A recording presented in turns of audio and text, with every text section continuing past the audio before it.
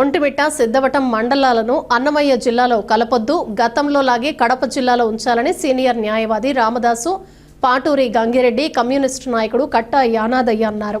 ఒంటిమిట్ట సిద్ధవటం మండలాలను అన్నమయ్య జిల్లాలో కలపటంతో అందుకు వ్యతిరేకంగా ఒంటిమిట్టలో జేఏసీ ఆధ్వర్యంలో రామాలయం కూడలిలో రిలే నిరాహార దీక్షలు చేపట్టారు. ఈ సందర్భంగా దీక్షలో పాల్గొన్న నాయకులకు టీడీపీ మండల అధ్యక్షుడు గజ్జల నరసింహారెడ్డి, టీడీపీ సీనియర్ నాయకులు ఎస్వి రమణ, నరసన్నగారిపల్లె ఈశ్వరయ్య పూలమాలలు వేసి మద్దతు తెలిపారు.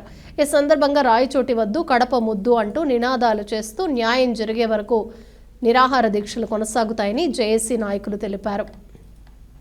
ఈరోజు ఈ కార్యక్రమం ముఖ్య ఉద్దేశం అంటే నేను సీనియర్ న్యాయవాదిగా, సీనియర్ పార్టీ లీడర్గా టీడీపీ తరఫున ఎన్నో కార్యక్రమాలు పాల్గొన్నాం. అదేవిధంగా ఈరోజు మన మండలాన్ని, మా ఒంటిమిట్ట మండలాన్ని రాయచోటి నియోజకవర్గంలో చేసేసరికి కొందరు దుష్ట శక్తులు ప్రయత్నిస్తున్నారు.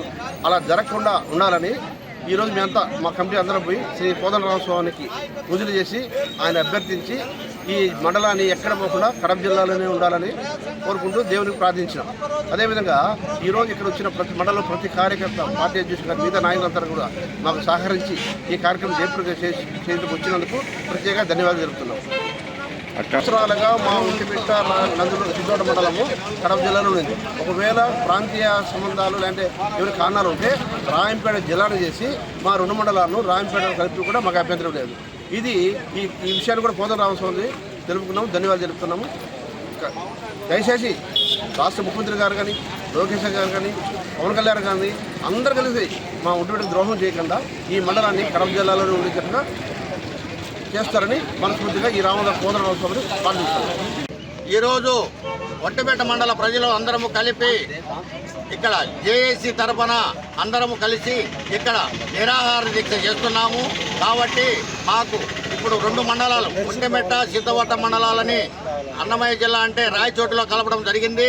అది మాకు వద్దని చెప్పేసి మేము రాజంపేట జిల్లాగా ప్రకటించినా మేము సిద్ధంగా ఉన్నామని, లేని పక్షంలో ఉన్నది ఉన్నట్టు మా రెండు మండలాలు కడపలే కలపాలని చెప్పి మేము రాముని ఆశీర్వాదాలు తీసుకొని వచ్చి ఇక్కడ కూర్చున్నాము.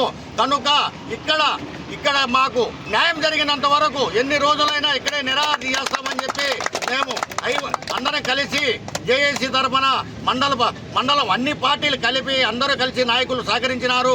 కాబట్టి మేము మా దీక్ష అనేది మాకు ఇక్కడికి వచ్చి మన రెండు మండలాలు రాజంపేట జిల్లా ఇచ్చినా ఇబ్బంది లేదు, కడప జిల్లాలో ఇట్లే ఉండి ఇచ్చినా మాకు సిద్ధంగా ఉంటామని మేము పత్రికా విలేకరులకు అందరికీ నమస్కారం చేసుకుంటూ చెప్తున్నాం.